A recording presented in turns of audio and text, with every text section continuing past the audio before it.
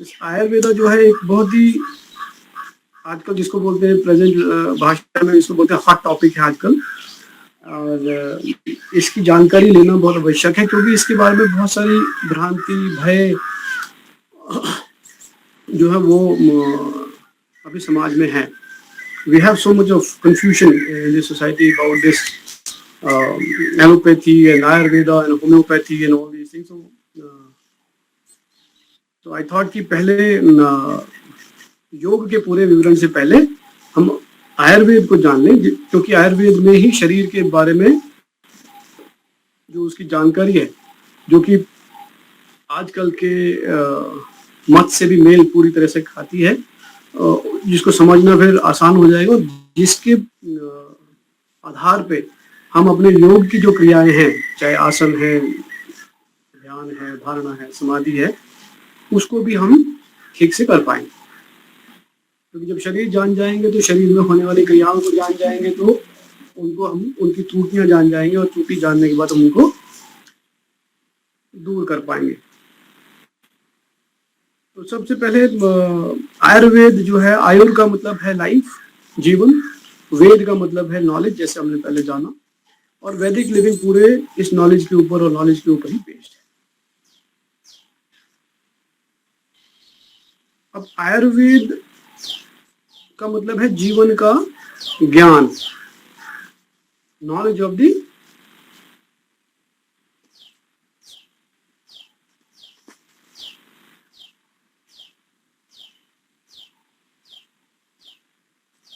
whole life. And life we have already discussed in सांख्य योग कि जीवन है क्या। ये जीवन ब्रह्मांड के उस इंटेलिजेंस से शुरू होता है और उस इंटेलिजेंस पर ही खत्म हो जाता है पूरी प्रकृति के चक्र को पूरा करने के बाद। उसी का एक हिस्सा है मानव जीवन, मनुष्य जीवन। तो आयुर्विज्ञान जो आयुर्वेद है उसमें दो हिस्से दिए गए हैं, और आयुर्वेद का वर्णन जो है वो वेदों में, अथर्ववेद में, और जिसमें उन्होंने औषधि का विवरण दिया है, स्थूल रूप में क्लियर बताया है शरीर से किस प्रकार मूत्र धरती पे गिरने से आप आरोग्य होंगे। ये आयुर्वेद अथर्ववेद में श्लोक है इसका। और हाउ कैसे ऋषि पुनर्वासु ने पुनर्वा जो औषधि है या औषधि प्लांट है, वनस्पति है, उसका प्रयोग करके मूत्र को किस प्रकार जमीन पर गिराकर उसके मूत्र घात को दूर किया, ये अथर्ववेद में दिया हुआ है। यानी कि ये जो पद्धति है आयुर्वेद की, ये अभी की नहीं है, ये पहले वेदों के साथ से ही चली हुई। आयुर्वेद के जो ज्ञाता हैं या जो ग्रंथ हैं, उनमें सभी में एक कथा है, पौराणिक कथा, जिसको शिव पुराण में भी व्याख्यान किया गया है कि समुद्र मंथन किया गया और समुद्र मंथन से विष और अमृत दोनों पाए गए, which gives a kind of Darwin theory of evolution or kind of support कि पहले शायद अधिकतर पृथ्वी जलमग्न थी और धीरे धीरे ही वहां से जीवन का जो एवोल्यूशन है वो हुआ होगा। तो जब जीवन जल से बाहर पृथ्वी पर आया तो उसको वहां सस्टेन करने के लिए, अडॉप्ट करने के लिए कुछ ना कुछ हमें आवश्यकताएं थी वनस्पति प्रयोग की, जिससे कि हम अपने शरीर को बिना किसी त्रुटि के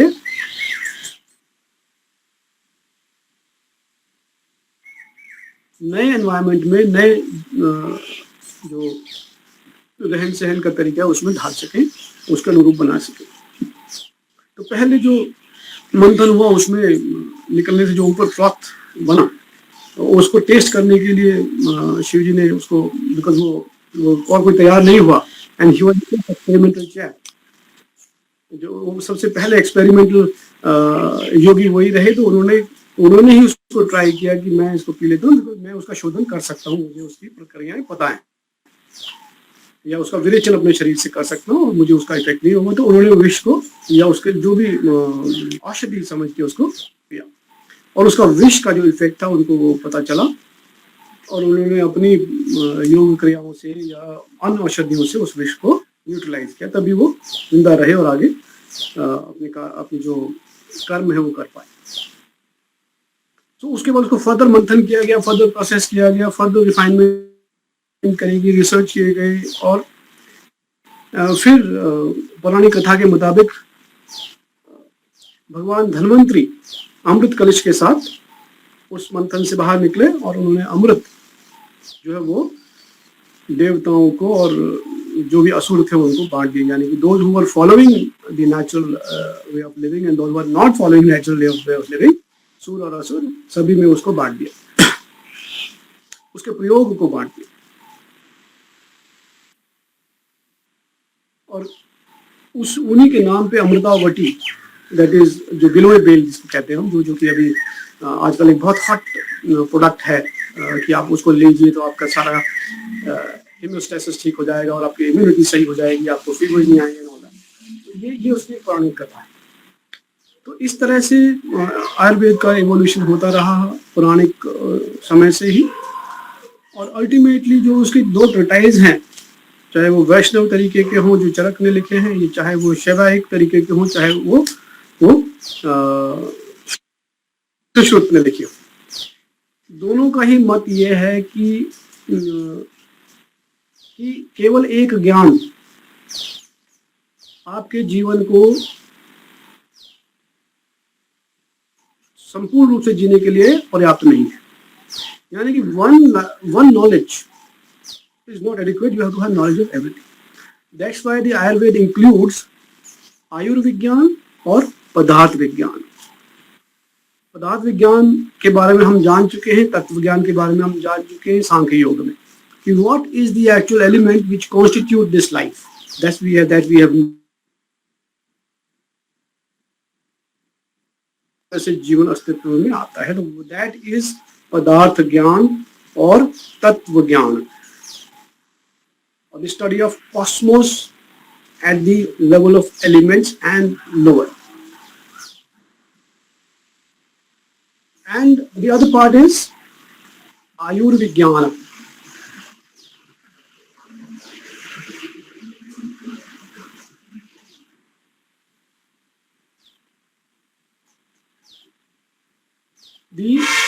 The study of life.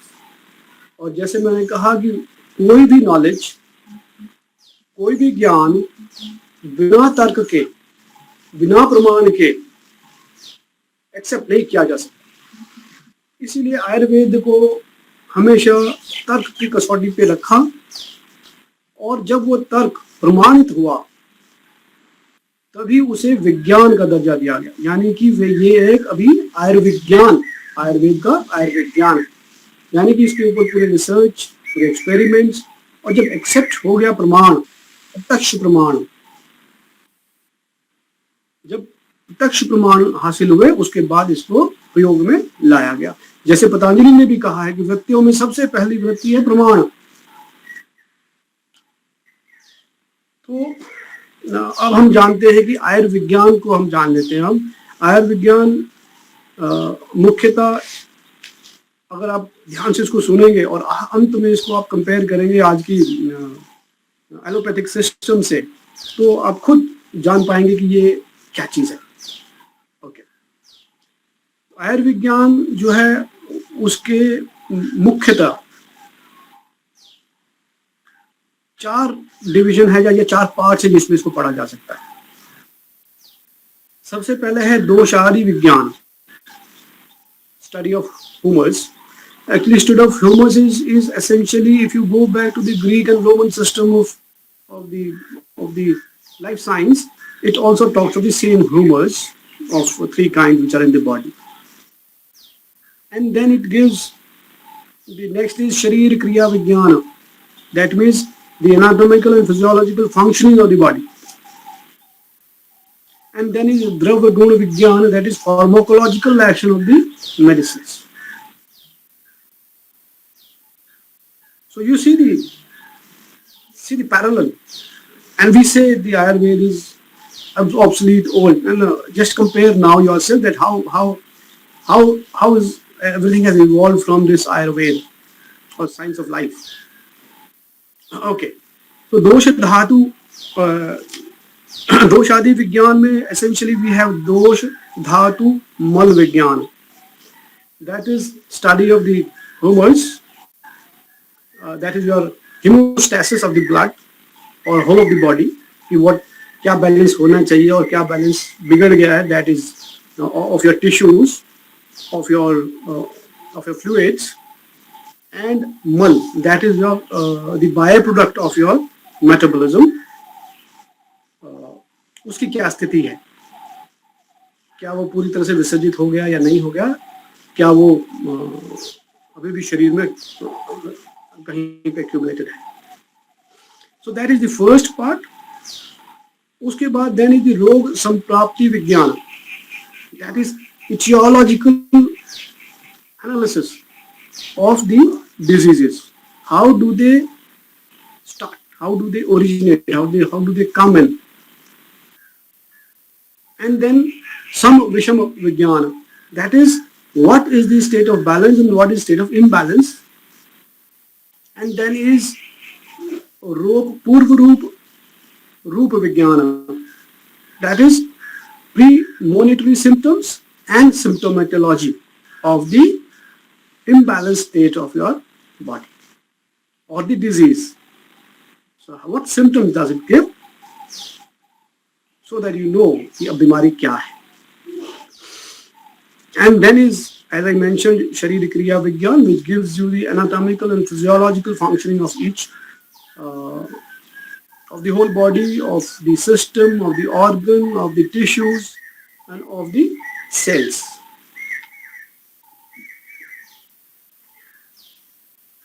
और उसके बाद है उपचार. उपचार is your चिकित्सा, or we call it modern medical science. In modern terms, we call it medical science, in which we are trying to actually treat the symptoms to get back to the state of normalcy or balanced state, which is natural. That is उपचार और चिकित्सा. और एक इसका दूसरा जो हिस्सा है वो है द्रव्य गुण विज्ञान और द फार्माकोलॉजी. फार्माकोलॉजी हम अलग से एक लेंगे क्योंकि एक बड़ा सब्जेक्ट है अकेला, जिसमें बॉटनी, केमिस्ट्री और फिजिक्स शामिल है. It will take bit of time to understand thing, इसलिए उसको हम बाद में लेंगे. पहले हम चिकित्सा देखते हैं. व्हाट इज दिस उपचार. इसमें भौतिक, मानसिक और आध्यात्मिक, यानी कि रोगों की जो दशा थी, हमने देखा था कि भौतिक, दैविक और आध्यात्मिक 3 प्रकार के दोष थे. इसी प्रकार से जो चिकित्सा है वो भी भौतिक, दैविक यानी कि मानसिक और आध्यात्मिक 3 प्रकार से चिकित्सा इसमें की जाती है. And if you see the parallel in the modern science, you have physical treatment, you have psychological treatment, and you have philosophical treatment. So it is the same, exactly same. In the Bhautik Chikitsha or the physical treatment, we have 2 parts. One is the medical part, that is Sharira Chikitsa, and other is the Shalya Chikitsa. One is Kaya Chikitsa, one is Shalya Chikitsa. Shal is surgical interventions or surgical actions, and maybe as Shiv Puran says that Ganesha's head was severed accidentally by Shiva and later on made. So full body transplant also had been made in our times, and that's why this legend, the rise of Ganesha, came into being. So full body transplant was possible because Chikitsa was existing. So this surgery is part of the Ayurveda itself. And then we have Shodhan. Shodhan is your cleansing. Like certain chemicals in the body are given just to clean the blood. Blood purifier, people call them. So that is Shodhan. Then you have Shaman. that is getting the balance right by reducing or increasing the various hormones, various constituents of the blood and all these things. और इसको अगर कहेंगे तो दोष आदि का सम करना, equal करना, the way they are supposed to be naturally existing in your prakritik sharira. Then you have rasayan and vajikaran, that is chemically substituting or providing the chemicals or the elements required for bodybuilding, and vajikaran is actually bodybuilding. So that means it has got a complete range of treatment in which you are doing everything for the body, cleaning it, फिर उसको दोष को बराबर किया, उसके बाद उसमें जो रसायन चाहिए थे वो डाले और उसके बाद शरीर को पुष्ट किया, यानी कि नेचुरल स्थिति में ले आए. So it's a wholesome treatment, and it is exactly same. It is exactly same for the what you call allopathy also for homeopathy also, for any kind of things. Everything is same, exactly same principles they follow. कोई difference इनमें नहीं है. किस तरह से शोधन होता है? इसके 5 कर्म हैं. There is 5 ways to clean the body.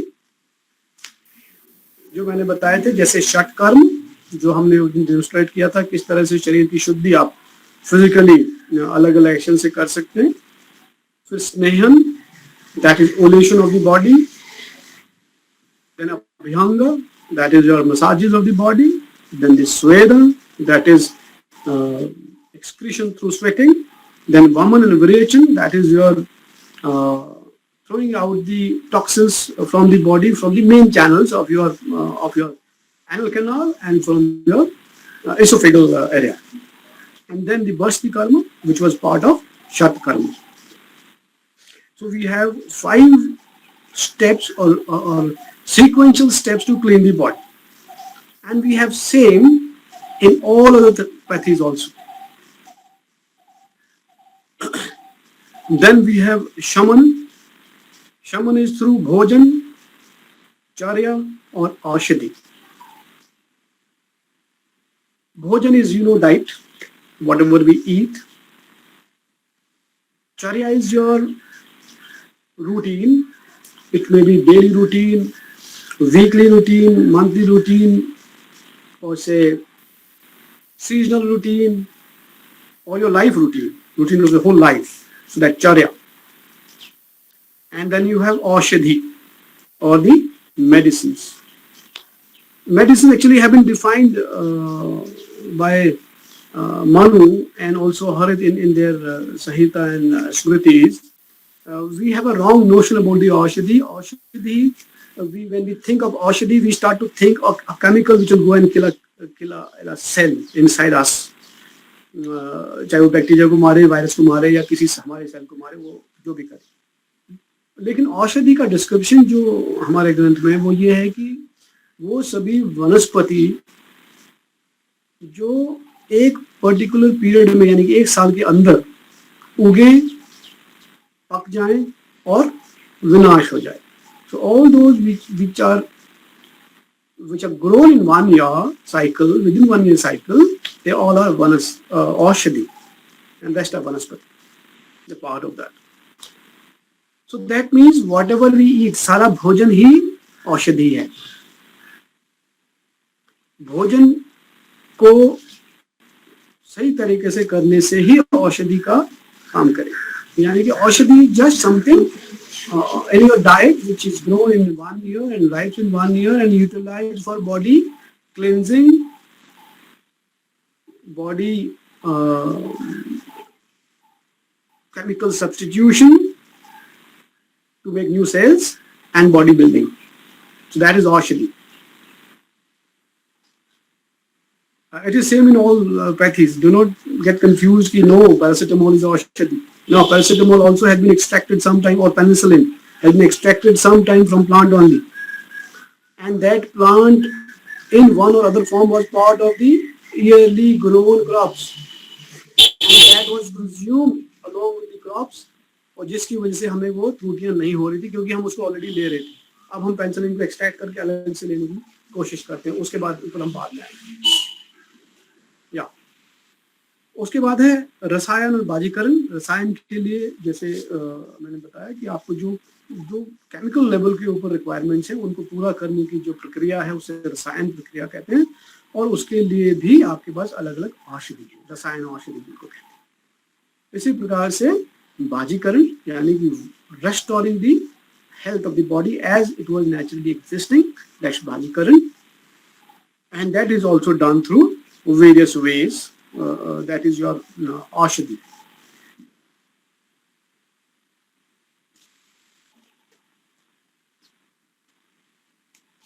And then you have now we have हमने भौतिक या शरीर के जो भौतिक है या स्थूल शरीर के जो आयुर्वेदिक उपचार है या चिकित्सा है उसके बारे में जान लिया सरसरी तौर पे। डिटेल में हम सर्टेनली आगे जब जाएंगे तो पूरे शरीर को एक होलिस्टिक अप्रोच से लेंगे जिसमें योग, सो कॉल्ड नेचुरोथेरेपी, एलोपैथी सब कुछ शामिल है, बिकॉज ये तो एक आयुर्वेद में हर चीज शामिल है, ये आप देख ही रहे हैं कोई।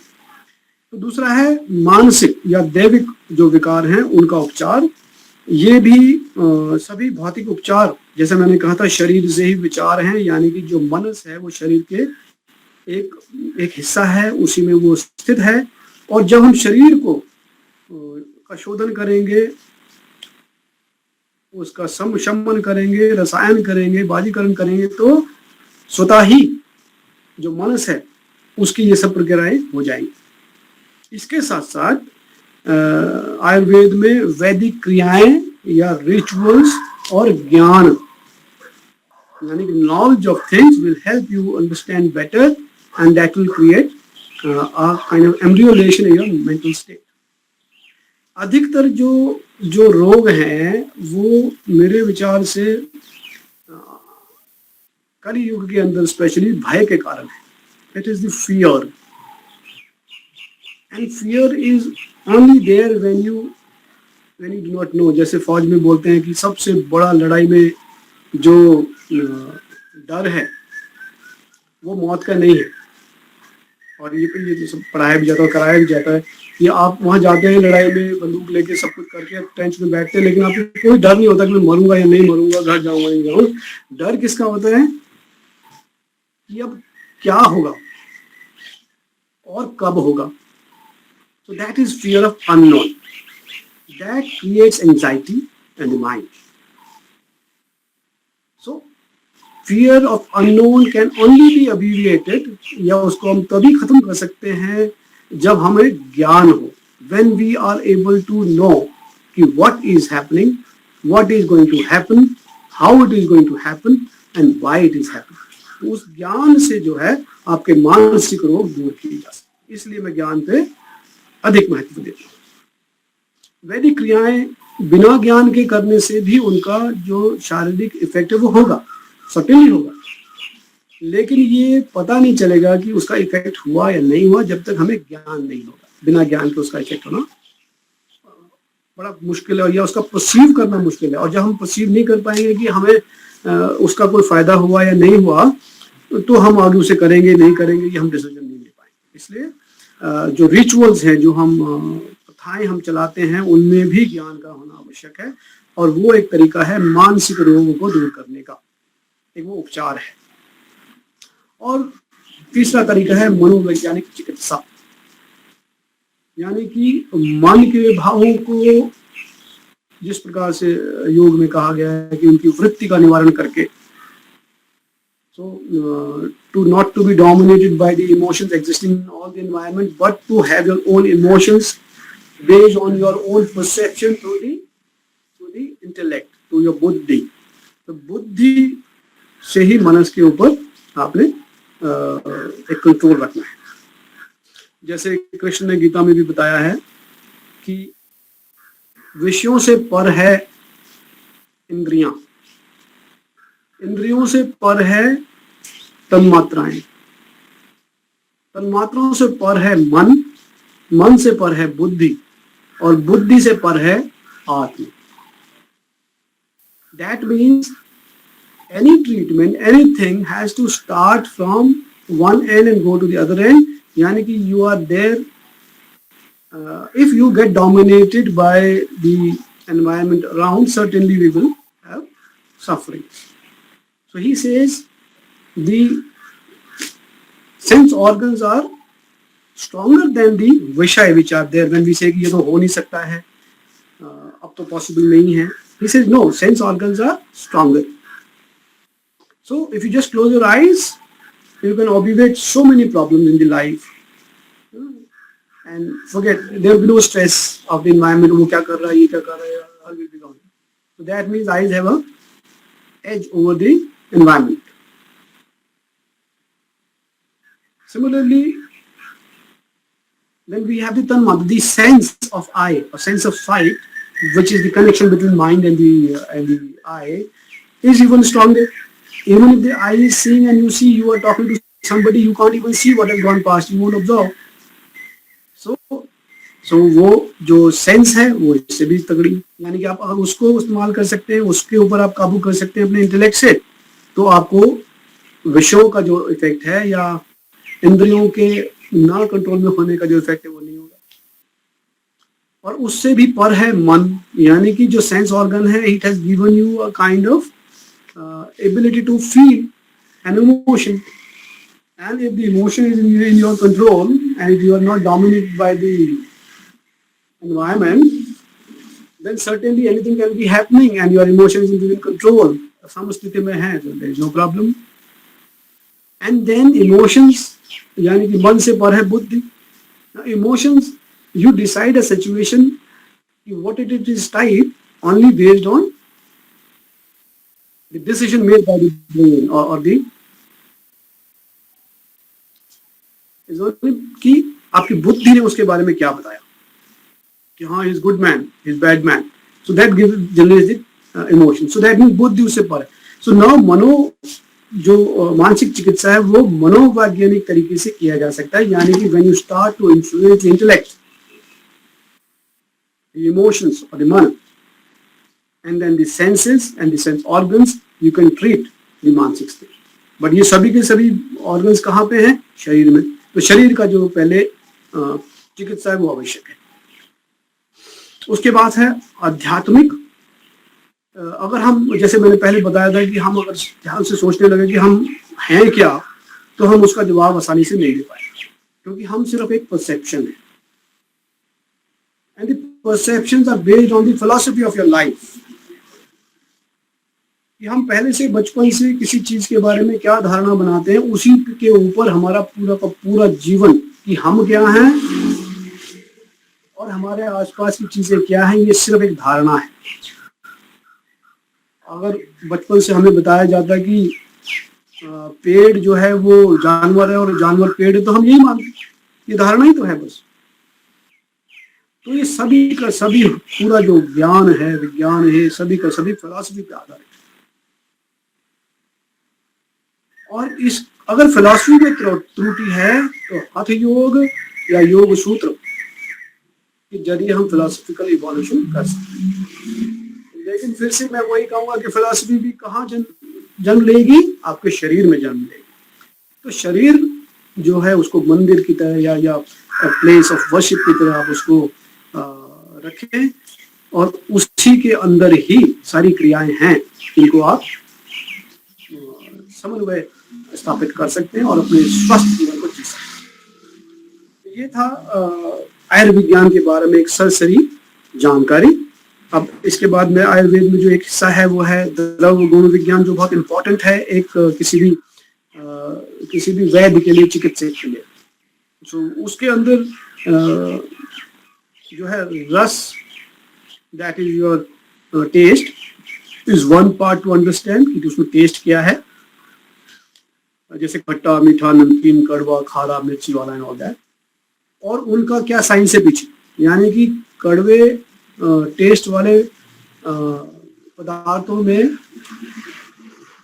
क्या क्या हैं, जो कि क्या क्या रसायन है जो आपके शरीर को चाहिए, तो उसका ज्ञान. और जब आप वहाँ सम विषम ज्ञान जान लेंगे कि ये इसमें कमी है, तो आप आसानी से उसकी पूर्ति कर पाएंगे रस के जरिए, रस का इस्तेमाल करके. उसके बाद है विपाक. विपाक इज पोस्ट डाइजेस्टिव इफेक्ट और first pass effect after the liver of any kind of औषधि. यानी कि each type of food you take has got a taste in your mouth, कड़वा खट्टा नमकीन, and then it has got a taste after the digestion it changes. जैसे आप जब paracetamol खाएंगे कड़वी लगेगी, लेकिन जब इसकी डकार आएगी तो मीठी आएगी पैरासीटामोल की।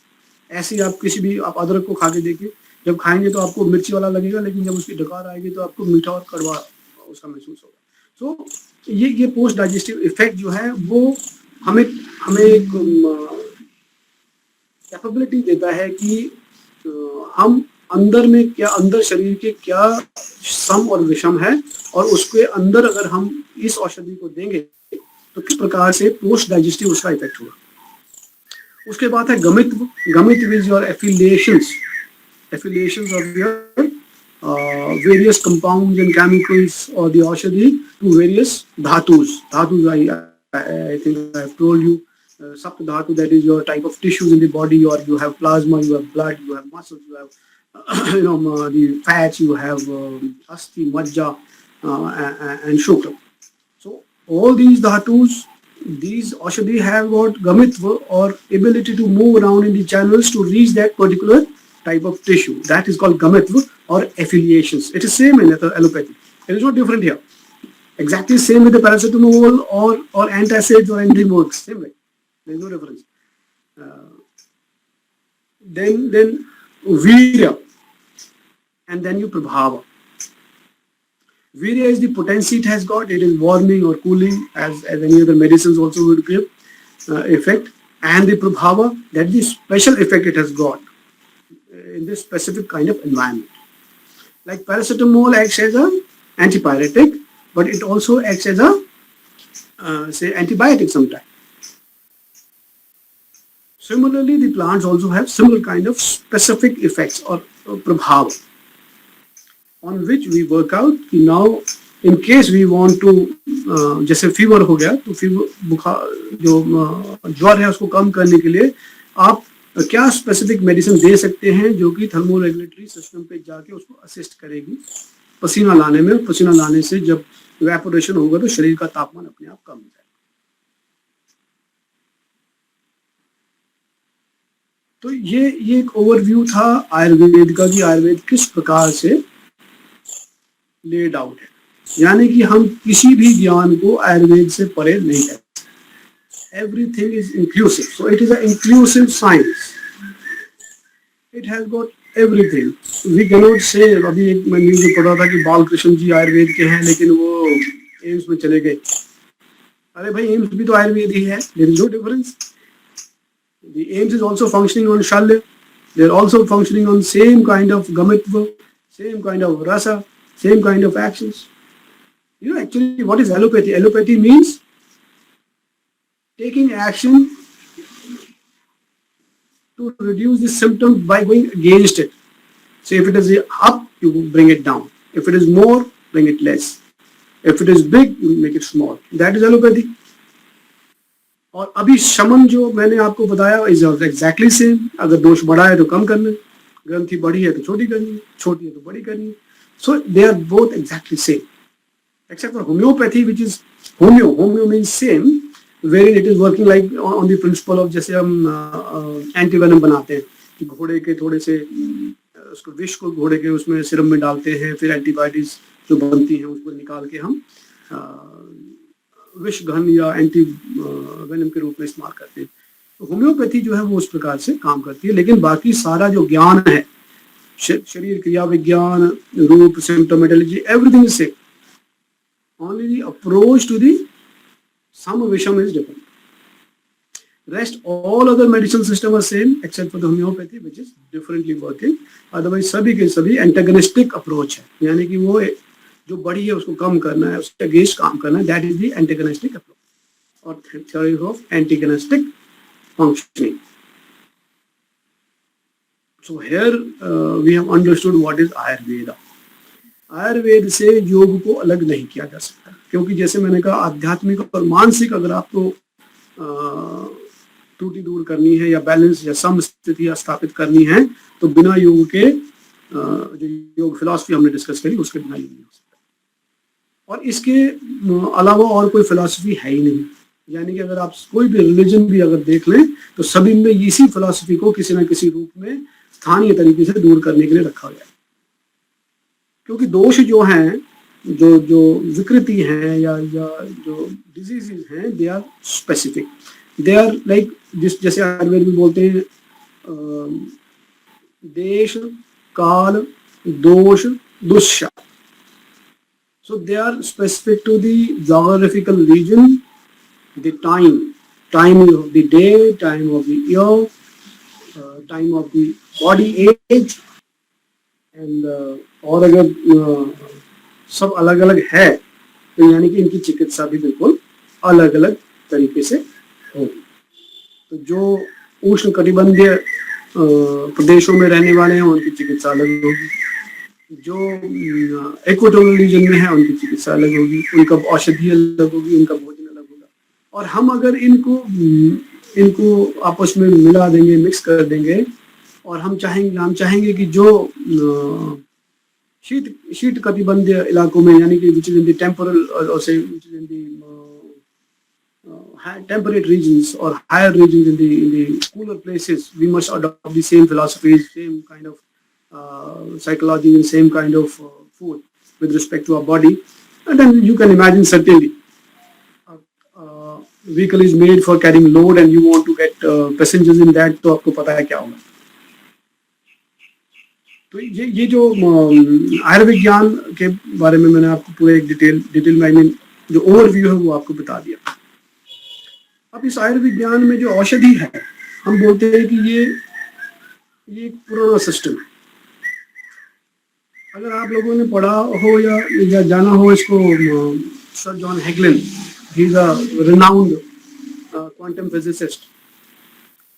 So he has established in many of his researches and in the researches of many more physicists that the medicines which are working, or the whole life system of the cosmos, is actually very, very akin to the layout of Vedas itself.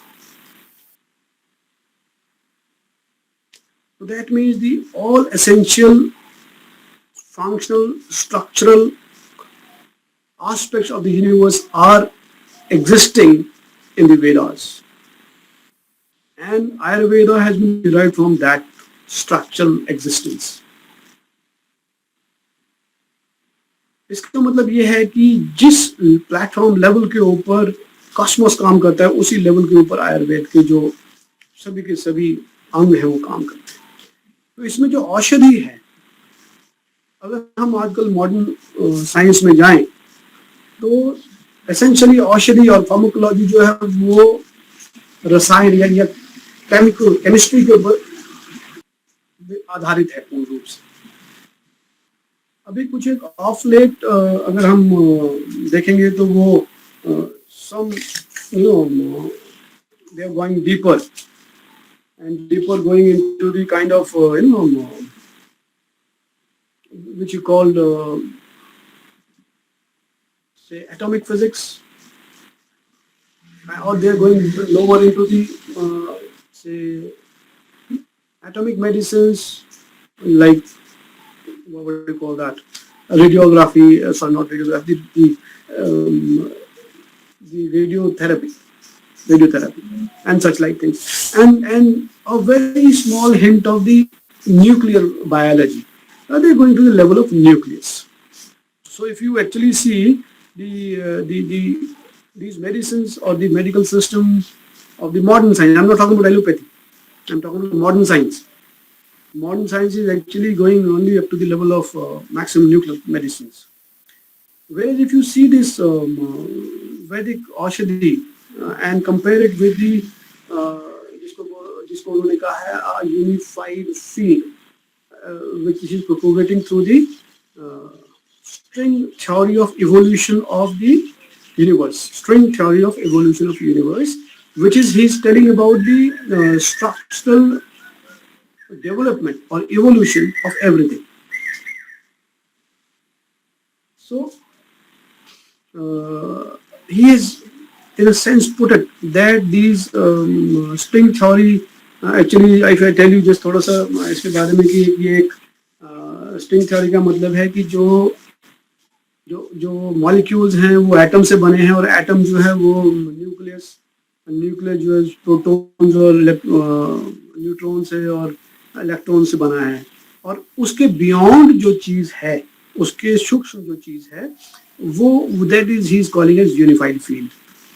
And in that he says कि all these structural making, like electron भी उसी चीज से बनता है, proton भी उसी से बनता है, न्यूट्रॉन भी उससे बनता है, और ये चीजें एक रबर बैंड के रूप में है जो कि 10 डायमेंशंस में मूव करती हैं, और अलग अलग प्रकार के मूवमेंट से अलग अलग प्रकार के स्ट्रक्चर्स तैयार होते हैं, और उन स्ट्रक्चर से ही न्यूक्लियस में प्रोटॉन, न्यूट्रॉन और इस प्रकार से बनते हैं. तो अगर आप देखें तो जो यूनिफाइड फील्ड है वो 3 चीजों को जन्म दे रही है, न्यूट्रॉन, प्रोटॉन और इलेक्ट्रॉन, और वो 3 चीजें मिलके 5 टाइप के चीजों को जन्म देती है. उनसे 5 चीजों से फिर मिलने के बाद बाकी चीजें बनती है. और सेम चीज हमने अपने जब सांख्य योग पढ़ रहे थे तो या समझ रहे थे, उसमें माना था कि 5 महाभूत और 3 दोष. तो यानी कि the Ayurvedic medicines are actually working at the beyond the nuclear medicines field. यानी कि they are more profound and more active. तो ये जो धारणा है या मिथ्या ज्ञान है कि आयुर्वेद जो है वो धीरे काम करता है और एलोपैथिक तेज काम करती है, ये एक मिथ्या है, ये एक भ्रम है. क्योंकि अब तो ये मेडिकल साइंस जो कि पूरी तरह से फिजिक्स बेस्ड होती जा रही है, उसको अगर आप पढ़ेंगे, देखेंगे, तो ये पूरी तरह से क्लियर होगा आपको कि जो ये मेडिसिन हैं ये यूनिफाइड फील्ड लेवल पे इनको किया गया है. उनका जो एप्लीकेशन है आयुर्वेद में दोष और दुष्यों के जरिए या धातु के जरिए, वो भी उसी लेवल के ऊपर है. तो हम ये कह सकते हैं जहां से मॉडर्न मेडिसिन सिस्टम खत्म होता है, वहां से आयुर्वेद शुरू होता है. We can safely say so, and no scientist, no medical person can deny that. तो अब हम जब ये जान गए कि आयुर्वेद क्या है, किस प्रकार से इसको हम काम करते हैं, तो फिर और एलोपैथी भी सेम है, सब कुछ बराबर है, तो फिर सबके मन में एक सवाल यह होगा, प्रश्न होगा कि फिर ये लोग अलग अलग क्यों मानते हैं, और इस प्रकार से क्यों ये धारणा बनी हुई है कि उसने एलोपैथी में लिया तो मर जाएगा, या एलोपैथी नहीं ली तो मर जाएगा, या बीमार हो जाएगा, वगैरह वगैरह. इसका कारण सिर्फ एक है, वो है भ्रांति और science and of confusion. It has been created deliberately. You know, there was Dr. B.M. Hegde, renowned cardiologist, he was giving one lecture I heard. He says कि in Canada there were some aboriginals जो बिल्कुल local tribals थे, वो एक दायरे में रह रहे थे, तो उनके ऊपर एक रिसर्च चली कि हजारों सालों से वो लोग रह रहे थे, और वहाँ पे कोई currency system नहीं. There was no currency system there. They were just living like we live in a family where we don't have transactions of money. We have only transaction of emotions, transaction of the physical health or the such like things. We do not have the transaction of money within a family like a business. तो वहां पे कोई transaction नहीं था. तो उन्होंने पाया कि हजारों साल से उनकी जनसंख्या आराम से बढ़ती जा रही थी नेचुरल पेस के ऊपर. देयर वाज नो प्रॉब्लम, कोई बीमारी वहां पे नहीं थी. आई थिंक 56 या उस टाइम के दौरान कोई वहां पे मिशनरी गया और उसने कहा कि आप तो बिल्कुल जंगलों की तरह रह रहे हैं, वी विल इवॉल्व यू. तो आपको इवोल्यूशन के लिए हम आपको ये सुविधा देंगे, आपको गाड़ी मिलेगी, चलने के लिए जल्दी जाएंगे, दवाइयाँ मिलेगी. Same is happening in Andaman in our country. We have some Jarwa tribe which was earlier beyond our reach, and there were no problems with them, and now we started to immunize them, giving vaccination and all. So we are interfering with the natural processes now. Same happened there. So in that research, they found that the number of diseases which were existing before this currency and which came into being after introduction of the currency were 100 times. यानी कि 100 more diseases were found at the body, mind and beyond. So that means this currency or this kamana of currency is causing all the diseases. And it is also preventing proper functioning of Ayurveda. It may be allopathy, it may be homeopathy, it may be Ayurvedic, so-called Ayurvedic system. सभी में यही त्रुटि आ गई है कि वो सिर्फ अब हम एक करेंसी लेवल के ऊपर उसको ट्रीट करते हैं, यानी कि व्यापार की तरह उसको हम उपयोग करते हैं. और जब व्यापार होगा तो अपने आप इंटेंट जो है वो अक्यूमुलेशन की हो जाएगी कि मैं रखूं अपने पास. और जब अक्यूमुलेशन की इंटेंट होगी तो जो सद्भावना है वो समाप्त हो जाएगी. The compassion and the love for the person whom you are going to help or treat will not be there. हम सिर्फ देखेंगे कि इसके जरिए या इससे कितना अक्यूमुलेशन मैं कर पाऊंगा धन का या बाकी रिसोर्सेज का. ये मैं किसी को ब्लेम नहीं कर रहा हूँ कि भाई उसकी वजह से ये हुआ, इसकी वजह से. ये एक स्वाभाविक है तरीका. मैंने खुद पे एक्सपेरिमेंट करके देखा और मैंने पाया कि अगर उसमें मैं करेंसी का इन्वॉल्वमेंट करता हूँ तो मेरा जो 100% उसमें जाना चाहिए with that compassion it doesn't. So system सारे ठीक हैं चिकित्सा के, किसी में कोई प्रॉब्लम नहीं है. प्रॉब्लम सिर्फ उनकी अप्रोच में है. कौन चिकित्सक, फिजिशियन या doctor, so called doctors, we call them doctors now, किस अप्रोच से काम करता है बस उस पर डिपेंड करता है.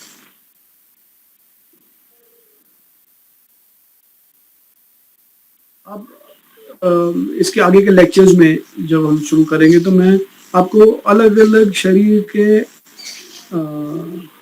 अवयवों के बारे में, उनमें होने वाली त्रुटियों के बारे में, इम्बैलेंस के बारे में, और उनके इम्बैलेंसेस के एटियोलॉजी, कारण के बारे में, और उनसे होने वाले जो सिम्टम्स हैं, रूप प्रारूप, उनके बारे में और उनकी चिकित्सा के बारे में फिर हम जानकारी हासिल करेंगे.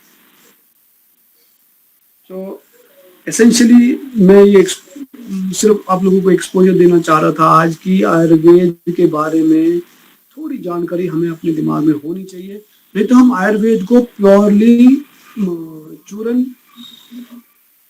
और एलोपैथी को प्योरली एंटीबायोटिक मान लेते हैं. और इस भ्रांति के कारण ही एसेंशियली हमारी शरीर की जो त्रुटि है या एसेंशियली जो हमारे शरीर में विषम स्थिति बनी है वो और भी अधिक हो जाती है. And again get together on next topic that would be on next Sunday.